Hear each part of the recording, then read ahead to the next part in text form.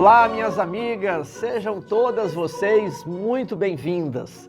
As jovens, as mamães, as senhoras, as vovós, é um prazer ter vocês aqui no canal. Dirijo-me especialmente às mulheres, porque esta semana comemoramos o Dia Internacional da Mulher.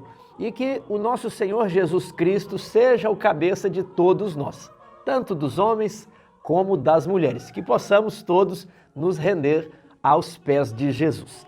Estamos aqui na reta final da nossa lição sobre Isaías, é a lição de número 11, que tem por título um tema que combina muito bem com o Dia Internacional da Mulher, o amor em ação.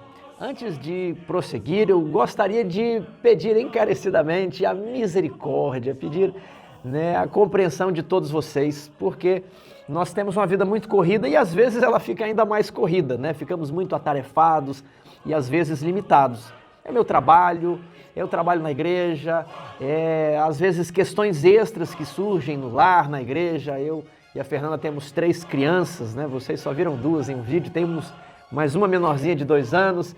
E tudo isso dá trabalho e às vezes não conseguimos gravar a lição a tempo.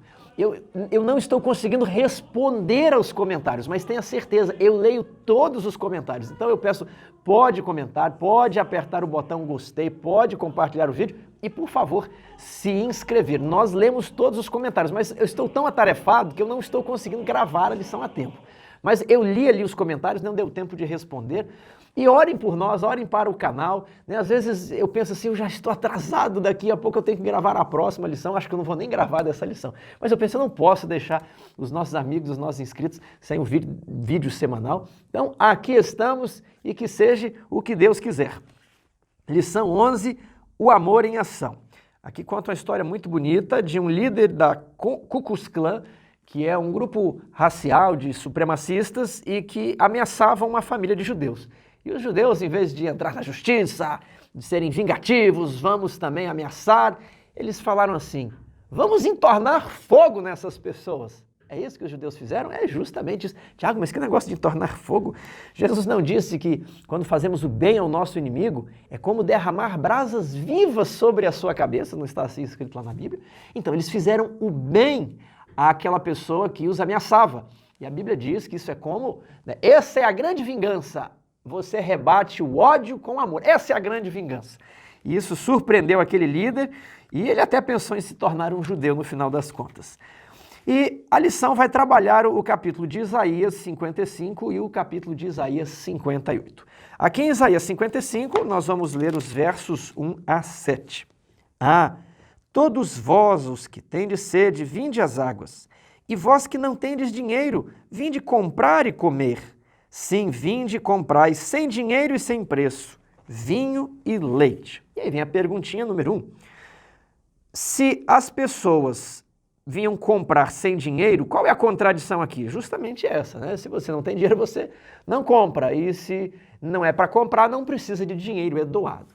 Então, a ideia aqui demonstra ao mesmo tempo a incapacidade das pessoas, mas a necessidade delas se movimentarem, que não é uma distribuição de cestas básicas e de água mineral na casa das pessoas.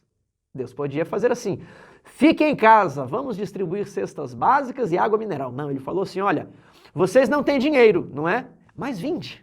Então exige-se, Deus oferece a sua graça, mas o homem ele precisa dar o assentimento pela fé, ele precisa aceitar, ele precisa dar o passo de confiança em direção a Deus e segurar na mão de Deus. Deus não vai soltar, mas a fé que se exige é uma fé ativa. Nós não vemos na Escritura uma fé passiva. E depois é dito, Sim, vinde e comprai, sem dinheiro e sem preço, vinho e leite. A salvação não é comprada.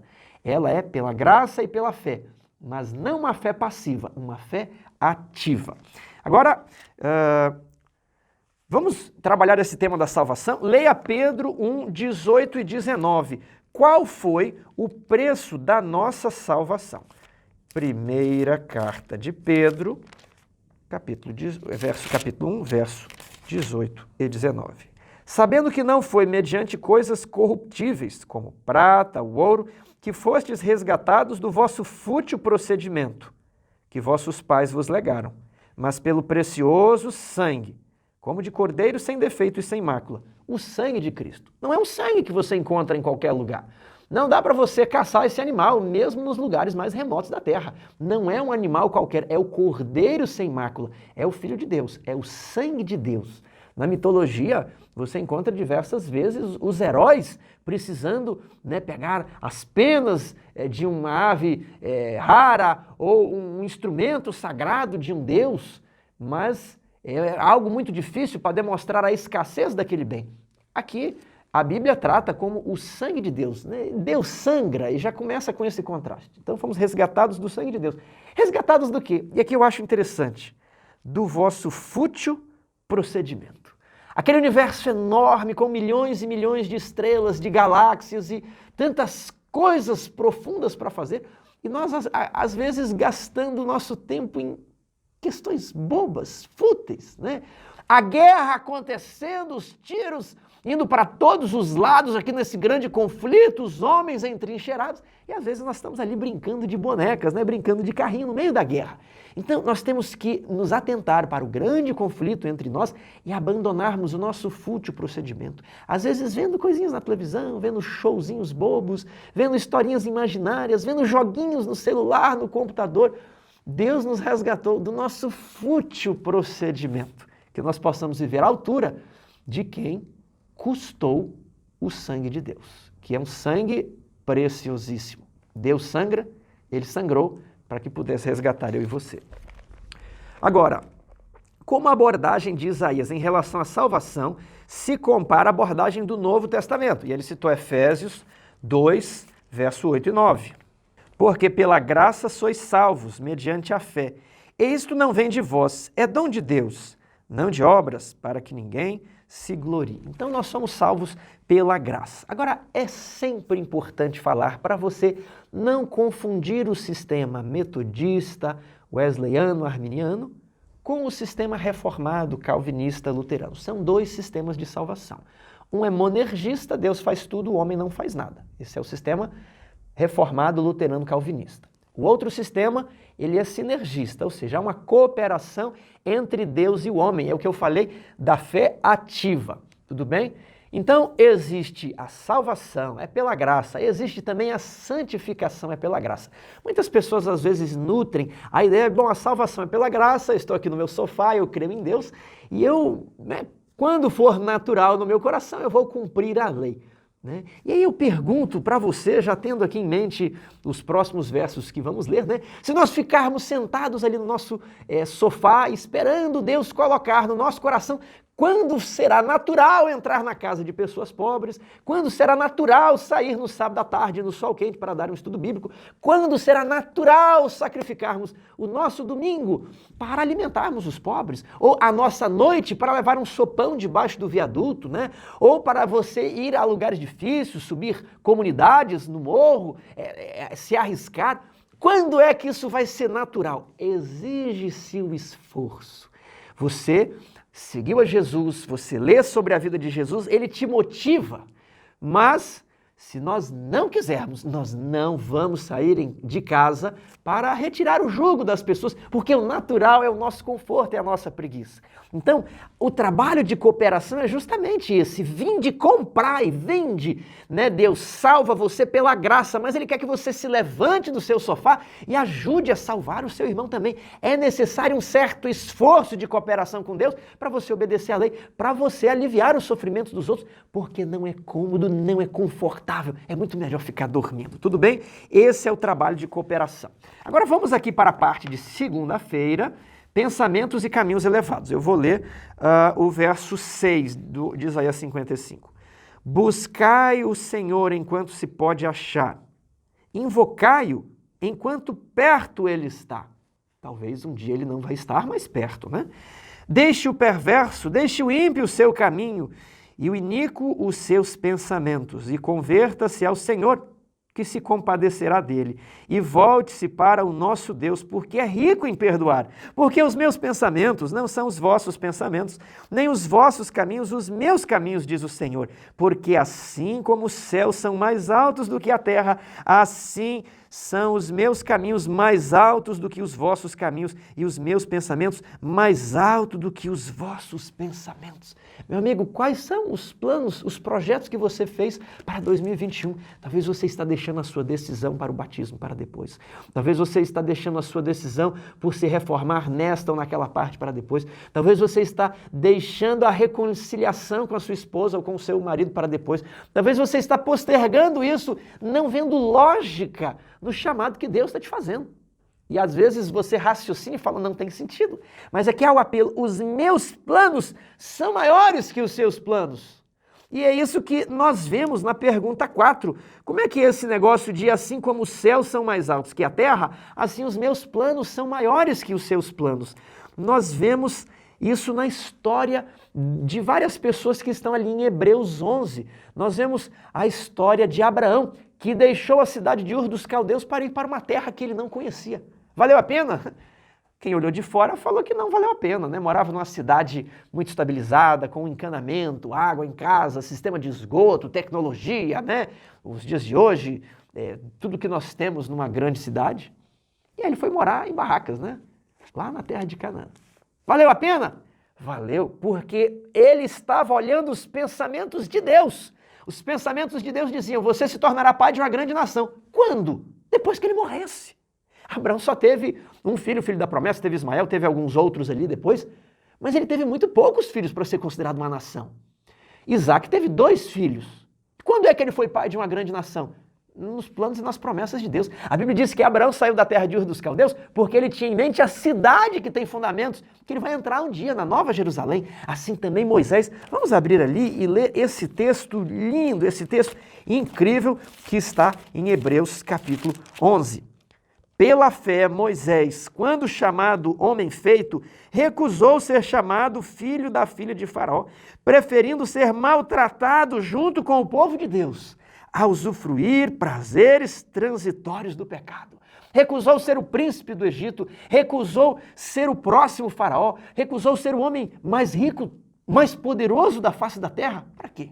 Para ficar 40 anos apacentando ovelha, recebendo o sol de dia e a geada de noite, longe da esposa e filhos, porque tinha que dormir com as ovelhas. Talvez sem muito recurso, sem banheiro, sem uma caminha fofa, e ficou lá 40 anos. E depois 40 anos no deserto, peregrinando, sem não ter entrado na terra prometida, porque considerou o opróbrio de Cristo por maiores riquezas do que os tesouros do Egito, porque contemplava o galardão. Pela fé ele abandonou o Egito, nem ficou amedrontado pela cólera do rei, antes permaneceu firme, como quem vê aquele que é invisível. Ele conseguia ver os planos de Deus que eram muito maiores. E um dia, Moisés, 1500 anos depois, entrou lá na terra prometida, quando foi consolar Jesus. E Pedro diz, eu vejo que Moisés e Elias estavam ali.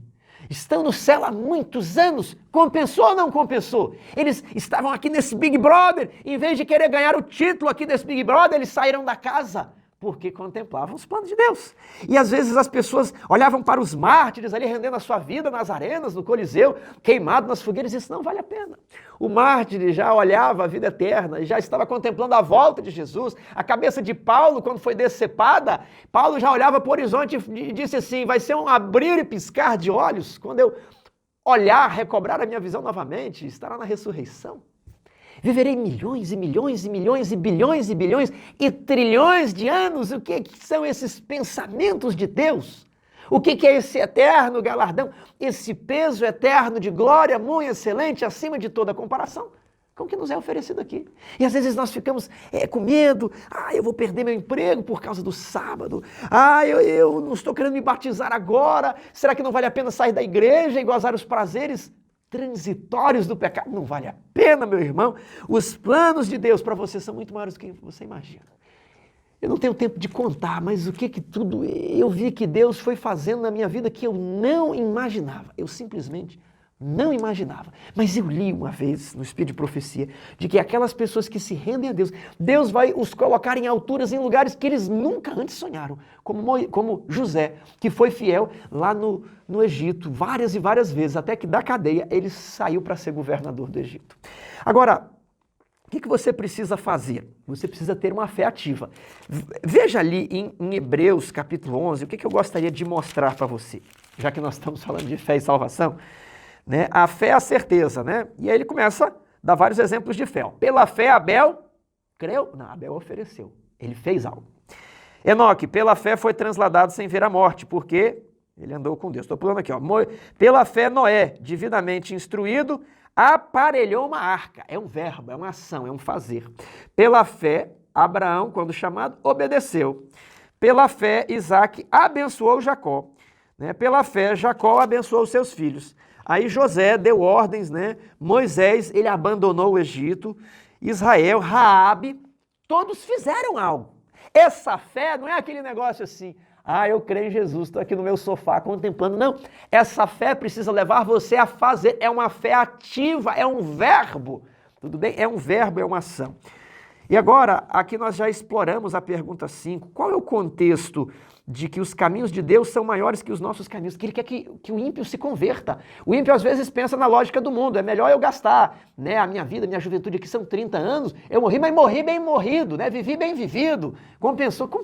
Meu amigo, são 30 anos dos prazeres transitórios do pecado contra, do outro lado, o peso eterno de glória muito excelente, acima de qualquer comparação pela eternidade. Ser eterno, conversar com um anjo, com um ser de outro planeta.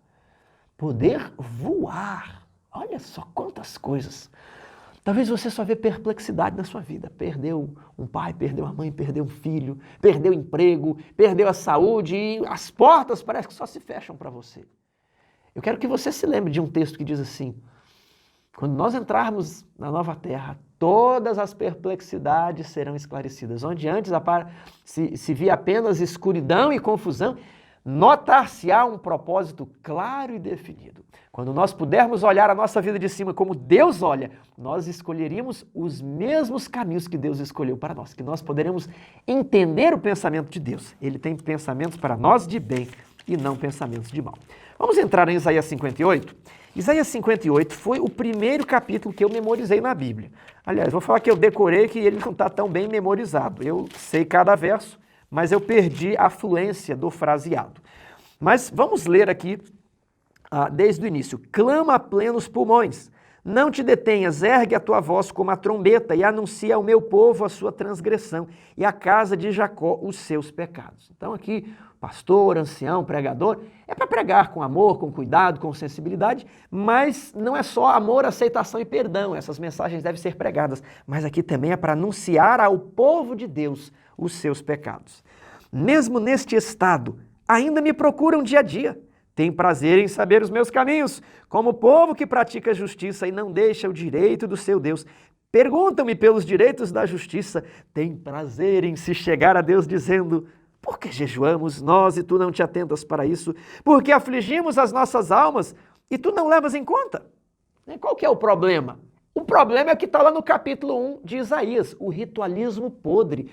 Quem requereu comparecerdes perante mim? Eis que os vossos sacrifícios, as vossas luas novas, os vossos sábados, olha a questão do sábado, lá no capítulo 1 de Isaías, qualquer coisa você volte na lição 1, leia o capítulo 1 de Isaías, isso aqui, ele está trazendo os problemas do capítulo 1 de Isaías, eis que os vossos sábados me são pesados, eu sofro ouvindo esse ritualismo aqui. Olha só. Eis que no dia em que jejuais, cuidai dos vossos próprios interesses e exigis que se faça todo o vosso trabalho. O autor aqui, ele entende que isso aqui é o dia da expiação. Eu não vejo muitos elementos para identificar isso aqui como um dia da expiação, porque os judeus tinham a prática de jejuar 1, 2 ou 3 dias por semana. E havia aquela competição, quem jejuava mais, quem era mais santo, Quem tinha as borlas das suas vestes mais longas, quem tinha o aparato mais bonito, quem tinha o ritual mais bonito, quem dava mais dinheiro para o templo e mostrava, quem tinha o cheque, quem tinha aquele negócio para impressionar, era uma competição religiosa.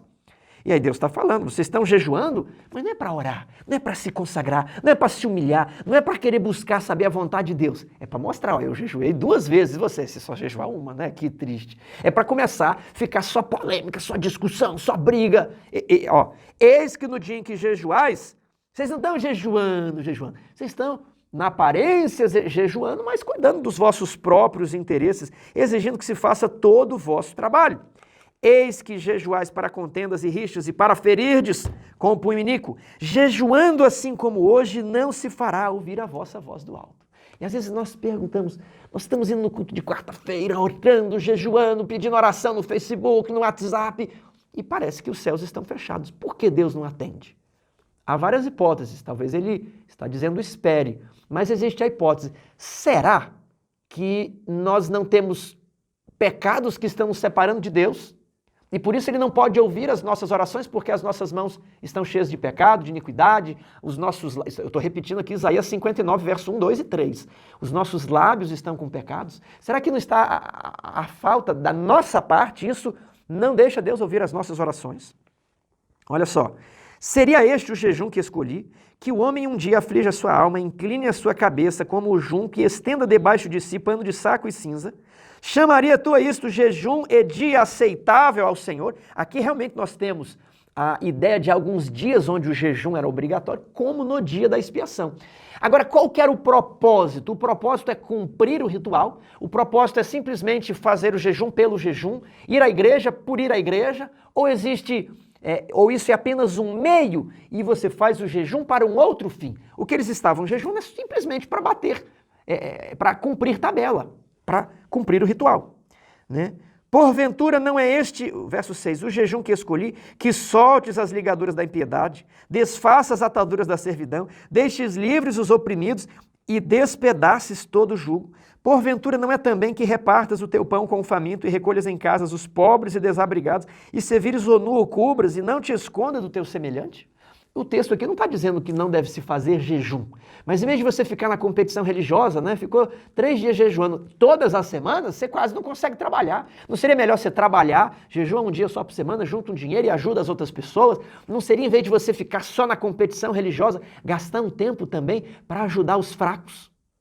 Você está entendendo que a questão não é que o ritual é proibido, mas o ritual não é um fim em si mesmo. Se você fizer isso, aí a sua oração vai ser ouvida. Então romperá a tua luz como a alva, e a tua cura brotará sem detença. A tua justiça irá diante de ti, e a glória do Senhor será a tua retaguarda. Ou seja, você será intocável. Ninguém pode encostar a mão em você, ninguém pode fazer nada com você. Quando você for em alguma cidade, as boas novas vão adiante de você. A glória do Senhor estará atrás de você. Verso 9, então clamarás e o Senhor te responderá. Gritarás por socorro e ele dirá, eis-me aqui. Você não vai mais ficar orando, cheio de orações não respondidas, mas você vai falar, Senhor, tenho sede, e ele vai abrir um poço de água na sua frente. Senhor, tenho fome, e ele vai fazer descer pão do céu para você. É isso que o verso está falando. Nós teremos poder na nossa oração. Quando? Quando pararmos de praticarmos o ritual e cumprirmos toda a lei, que é a lei do amor, a lei régia da liberdade, que consiste em visitar órfãos e viúvas e a si mesmo manter-se incontaminado do mundo. Eis a religião pura e sem mácula, que está lá em Tiago, capítulo 1, verso 27. Vamos comentar as perguntas da terça-feira, né? Pergunta 7. Do que o Senhor estava reclamando a eles? O que havia de errado com o jejum? Era apenas o ritualismo que eles faziam como um meio de comprar a Deus, assim como os pagãos. Os pagãos, eles oferecem coisas para apaziguar a ira de Deus. Ah, Deus está mandando muita chuva, tem enchentes. Vamos aqui matar alguém para que Deus sacie. Vamos aqui oferecer uma comida para Deus. Não é isso que Deus quer com o jejum, você não está oferecendo nada para Deus, Deus não precisa de nada. O jejum é para mudar a nossa mente, para que a nossa mente também esteja aberta para ouvir a vontade de Deus. E às vezes a oração também move o braço do Todo-Poderoso. A oração é a chave nas mãos da fé para mover o braço do Todo-Poderoso. Então clamarás e o Senhor te responderá. Mas talvez existem coisas que estão impedindo do braço do Senhor se mover. E talvez seja o nosso ritualismo. Então, o que eu destaco aqui? Pergunta 8. Uma das lições cruciais desse texto é mostrar a diferença entre o ser meramente religioso e o ser meramente seguidor de Cristo. Tudo bem? E eu vou ler aqui a pergunta 9 e agora eu vou entrar aqui na quarta-feira, tudo bem? Eu quero juntar esses 2 dias. O que Deus considera verdadeiros atos de abnegação?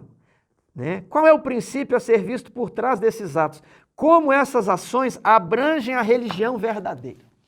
Vou abrir um parêntese para dizer que há uma tendência no meio adventista de se tornar uma religião sacramental.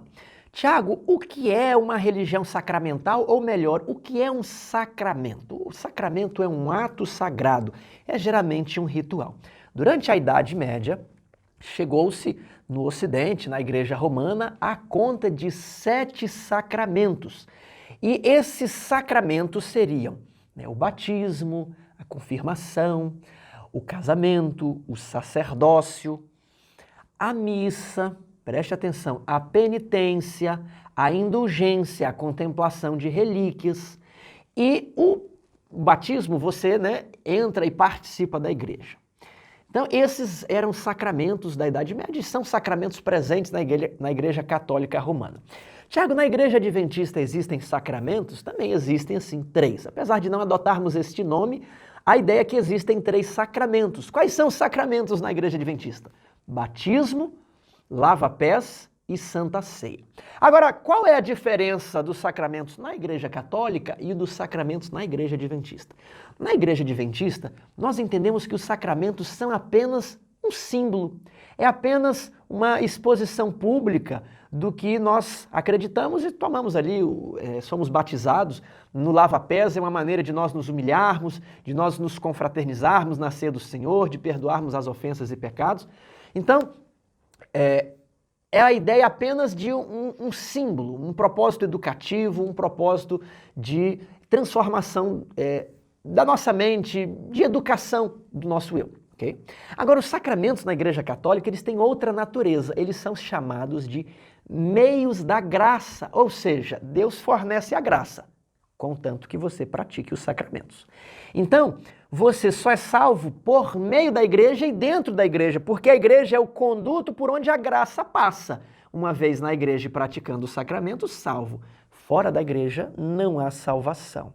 Então, é por meio dos sacramentos que a graça é infundida. Então, você pratica os sacramentos para receber a graça. Então, essa é a diferença. Agora, quando eu digo que há um perigo de nós, como adventistas em geral, pelo menos no Brasil, onde convivo mais e conheço várias igrejas, é de estarmos nos tornando uma religião sacramental ao estilo romano. Como assim eu explico? Nós professamos guardar a lei, guardar os princípios de saúde, mas vejam só.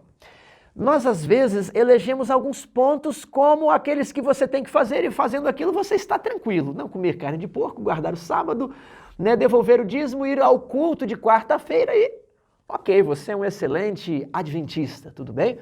Você recebe um cargo, se esforça ali, passa a lição e nós passamos a confiar nessas obras, nesses rituais. Tiago, eu não estou entendendo ainda, eu estou falando bem devagar aqui para nós compreendermos o que eu quero dizer. Eu vou exemplificar. Nós não comemos carne de porco por um princípio de saúde, não é mesmo? Agora, existem vários princípios de saúde. E aí você só ficou do não comer carne de porco e nunca mais quis também melhorar nos seus princípios de saúde, implementar outras práticas de reforma. Existem várias, nós temos vários livros de saúde, talvez eu não quero nem ler esses livros, eu já estou satisfeito em não comer a carne de porco. Mas aí come várias outras coisas que também fazem mal, coisas que inclusive são proibidas pela Bíblia, como o sangue nas carnes limpas. Veja só como é que começa a ficar contraditório. Ah, mas nós guardamos o sábado e nos orgulhamos do sábado, etc., que é o tempo do Senhor, o dia santo. E aí na semana nós não tiramos o tempo para Deus. Tiramos o tempo apenas no sábado, mas na semana usamos as 24, às vezes 25 horas para o nosso serviço, o nosso trabalho, os nossos estudos e vivemos para nós. Então esse sábado ele passa a ser um ritual que eu vou na igreja. Eu sou não adventista do 7º dia, mas o adventista no 7º dia. Durante a semana eu sou uma pessoa comum, eu vivo como um pagão, eu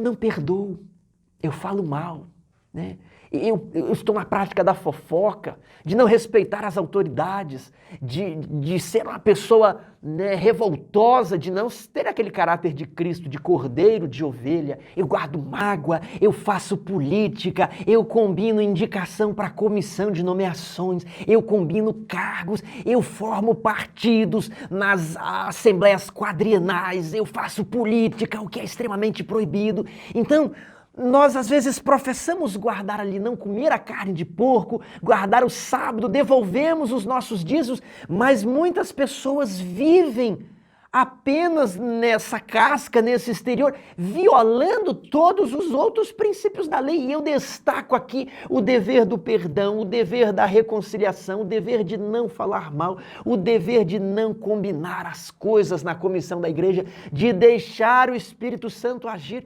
Queridos irmãos, será que não estamos incorrendo nesse ritualismo, professando aguardar a volta de Jesus, mas vivendo como se ele nunca fosse voltar? A Bíblia diz: louco, esta noite pedirão a tua alma, e o que tens preparado em depósito? Você está visitando o encarcerado, está visitando a viúva, o órfão, o nu, está cobrindo, está vestindo. Irmãos, eu fico pensando, desde que memorizei esse texto, eu fico pensando se eu estou vivendo à altura dessas exigências aqui. Isso é algo pessoal, sabe por quê? Porque o outro perigo é você fazer a competição de quão caridoso você é. Você começa a fazer a competição de quantas pessoas você visita, você então começa a demonstrar quanto você ajuda, quanto de esmola você dá. Aí nós caímos no mesmo problema que é condenado ali em cima. Queridos irmãos, temos de tomar cuidado para não viver um adventismo com base apenas nesses sacramentos e disser assim: olha, eu não como carne de porco, guardo o sábado e vou ao culto na quarta-feira e estou salvo. Isso aqui é a salvação pelas obras, nitidamente, salvação pelas obras. Às vezes, muitos pais estão preocupados, não que o filho esteja com Jesus, mas que o filho esteja na igreja. Enquanto está na igreja, tudo bem. Pode não fazer o culto, não ler a Bíblia, pode ver as coisas mais absurdas dentro do quarto, andar com má companhia, pode ir para a igreja e fazer a missa do corpo presente, mas está na igreja. E aí a pessoa sai, né? E o trabalho não é aquele trabalho, vamos estudar a Bíblia, você não gosta de fazer um estudo bíblico, né? Não, vamos voltar para a igreja. E muitas vezes a nossa abordagem é assim: vamos voltar para a igreja, sendo que a pessoa precisa se voltar a Cristo. E o dia que ela se voltar a Cristo, automaticamente ela tem vontade para a igreja, porque Cristo está na igreja, ou deveria estar.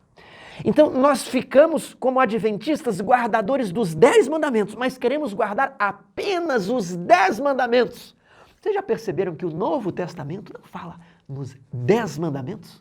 João não fala assim: aquele que me ama guarda os 10 mandamentos. Quando era criança eu falava assim: mas eu queria que guardasse os 10, que muita gente fala que só existem 2, né? A ideia é que é uma tendência de querer reduzir a lei de Deus. Você tem 10 mandamentos escritos, mas o que diz o Salmo 119?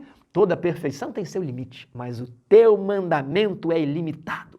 João diz que aquele que me ama guarda os meus mandamentos, porque não são apenas 10, são dezenas, centenas, milhares de mandamentos. E o salmista diz: medito de dia e de noite na tua lei. O meu prazer está em meditar na tua lei. Nela medito de dia e de noite.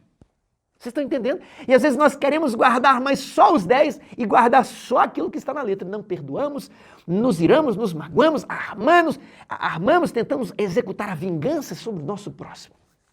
Se nós praticarmos essas obras, nós não vamos ao céu. Nós teremos o mesmo destino dessas pessoas aqui. Porque a religião pura e sem mácula é esta: visitar órfãos e viúvas, atendê-lo em suas necessidades e a si mesmo manter-se incontaminado do mundo.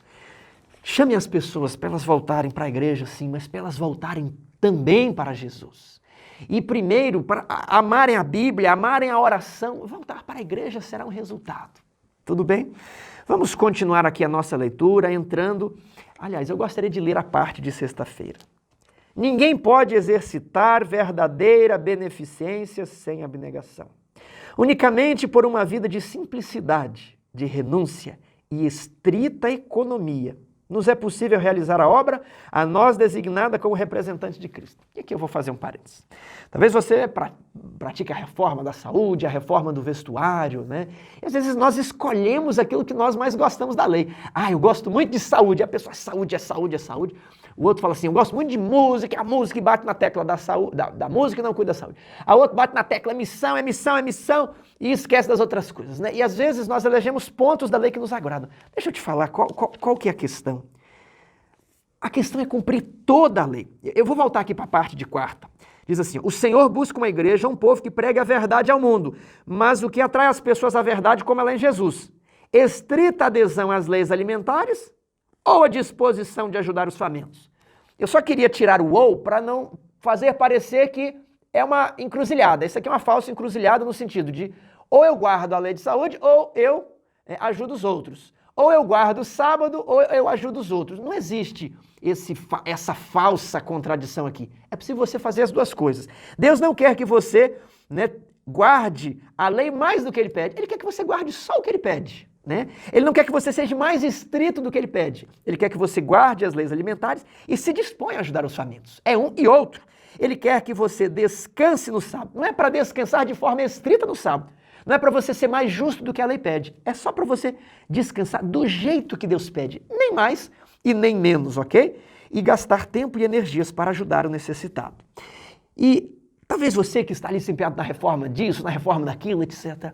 E aí nós pensamos assim, gastar o nosso dinheiro para nós mesmos. Irmãos, isso aqui é difícil.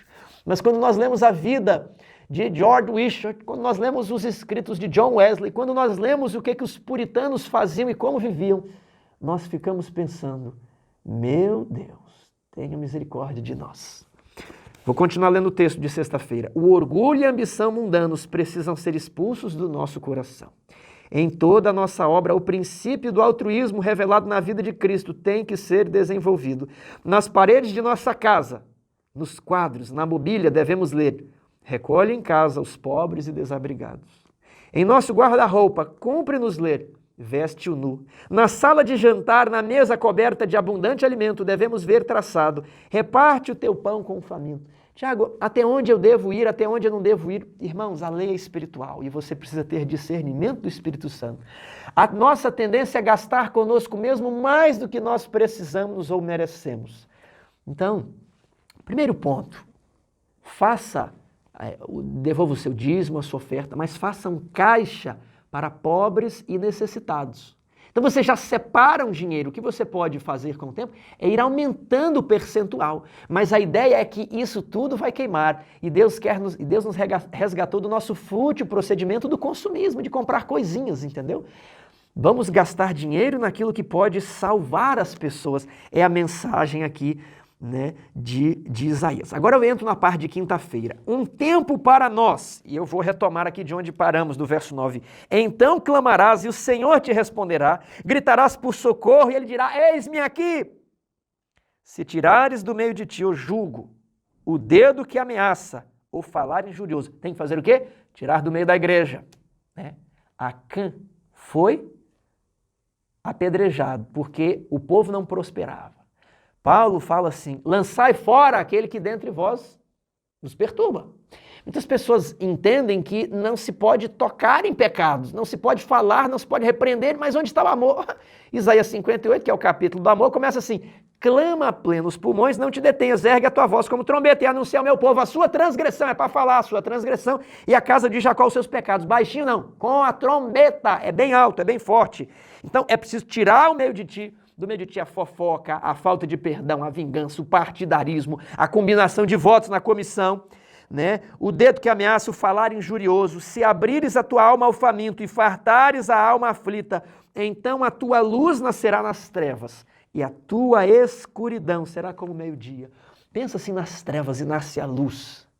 E os momentos mais escuros da sua vida vão ser como meio-dia. O Senhor te guiará continuamente e fartará a tua alma até em lugares áridos. Fortificará os teus ossos, serás como um jardim regado, como um manancial cujas águas jamais faltam. Ele falou à mulher samaritana, se beberes dessa fonte, nunca mais terás sede. É o que começa a lição com Isaías 55. Vinde, comprai, bebei da água que vocês vão ter paz. Não vão ter dinheiro, mas vão ter paz. Não vão ter isso e aquilo, mas vão ter sono. Não vai precisar do remédio. Paz, eterna paz é o que Cristo promete. E aqui é o verso 12, uma promessa que eu acho especial. Os teus filhos edificarão as antigas ruínas. Levantarás os fundamentos de muitas gerações e serás chamado reparador de brechas, restaurador de veredas, para que o país se torne habitável. Os teus filhos, isso aqui é uma promessa, irmãos, para todo adventista, isso aqui é uma promessa para toda a igreja adventista, para o movimento adventista, que é um movimento restaurador de brechas, que é a igreja que prega uma restauração do antigo e primitivo cristianismo. O adventismo, ele diz, vamos afastar a filosofia, vamos afastar-nos do vinho de Babilônia, vamos afastar de todas essas construções humanas, vamos nos voltar à Bíblia, ao período dos dias apostólicos, vamos olhar a Bíblia sem o auxílio da filosofia, vamos viver o primitivo cristianismo. E haverá restauração do sábado. Tiago estava tão bonito falando de obra social, de justiça social, de distribuição de cesta básica, e agora vem a lei, para você não ficar imaginando que tudo é filantropia. Aqui vem um aviso para dizer assim, é para guardar a lei, e a lei leva você a praticar a missão, porque dentro da lei está a missão, ide a todo mundo, ensinando, pregando, ajudando, salvando.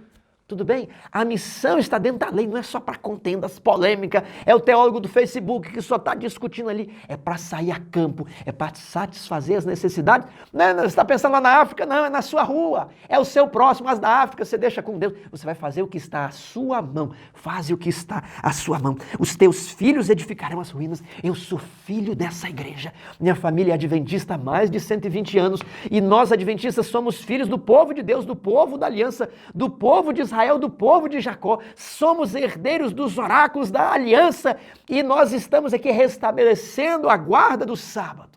E quando falo os teus filhos, eu penso em mim porque eu sou fruto desse movimento, eu sou filho dessa igreja, eu fui criado nessa igreja, os teus filhos edificarão as antigas ruínas, isso é uma promessa para mim e para você. Para você deixar o adventismo não sacramental, não morto, não ritualista, mas para que o adventismo seja vivo na sua vida, na sua família e na sua comunidade. Essa promessa é para você. Os teus filhos, você é filho desse movimento.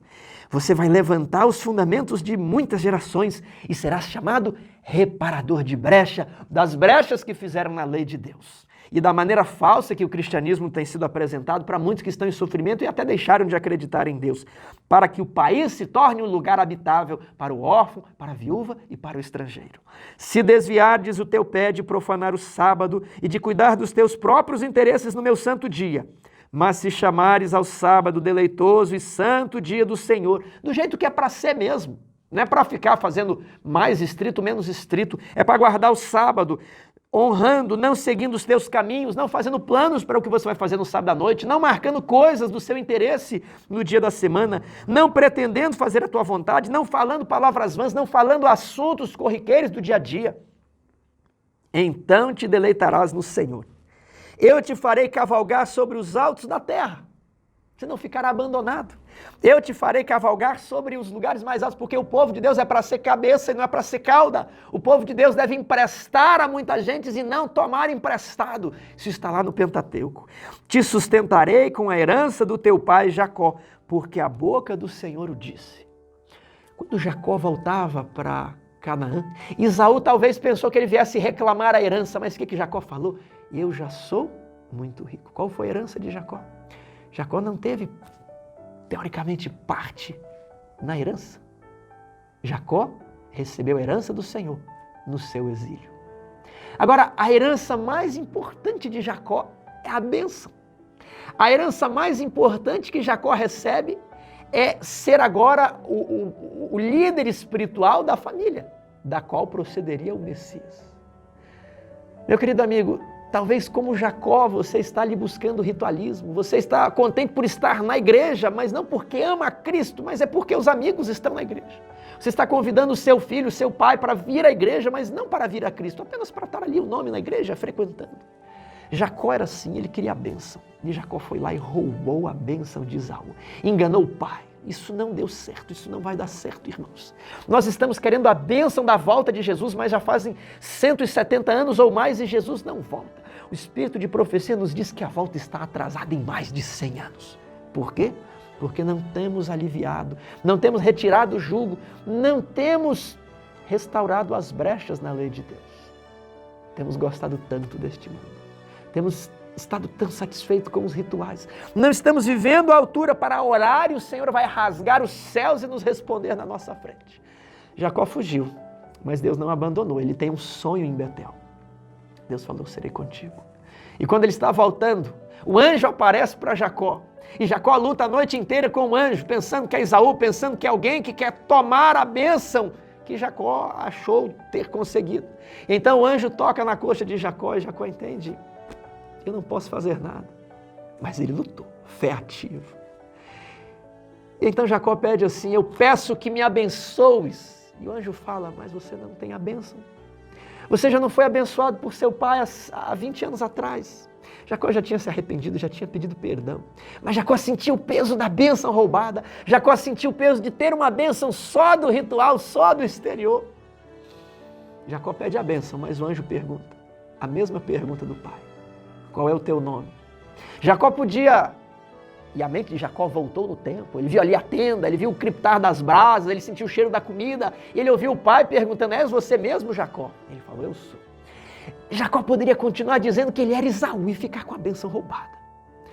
Mas Jacó falou assim para o anjo, eu não sou Esaú, eu sou Jacó, eu sou aquele que vivia no ritualismo. Eu sou aquele adventista que vinha para o sábado só para mostrar a roupa, para mostrar o carro. Eu sou aquele adventista que não tem prazer na lei de Deus, não tem prazer nos 10 mandamentos, mas fui ensinado a ser adventista e não a amar Cristo. Mas eu quero a bênção. Por favor, me abençoe. E aí o anjo fala o seguinte, você já não chamará Jacó, mas você chamará Israel. Você gostaria, meu amigo, de ter o seu nome mudado, de ter o seu caráter mudado, de não mais ficar apenas nos sacramentos, nas formas, no ritualismo, mas de ter um relacionamento, de cumprir toda a lei de Deus, de cumprir todos os mandamentos, os infinitos mandamentos, e cada dia você vai aprendendo mais, cada dia é um desafio, cada dia o seu eu vai se consumindo mais no fogo do altar de Cristo. Cada dia mais o eu é mais preso à cruz, cada dia um prego a mais no nosso eu, para que Cristo possa sobressair, para que Cristo realmente viva em nós, para que os nossos braços estejam pregados na cruz. Você deseja, meu amigo? Você deseja a bênção de Jacó? Está aqui, ó. Se tão somente desviares o teu pé de profanar o sábado, eu te sustentarei com a herança do teu pai Jacó. É a herança espiritual. Eu vou te fazer colocar sobre os lugares altos da terra. E quando Jesus voltar, você e a sua família vão subir ao céu, abraçados e voando, porque vocês têm a verdadeira bênção. Tome a sua decisão. Que Deus os abençoe.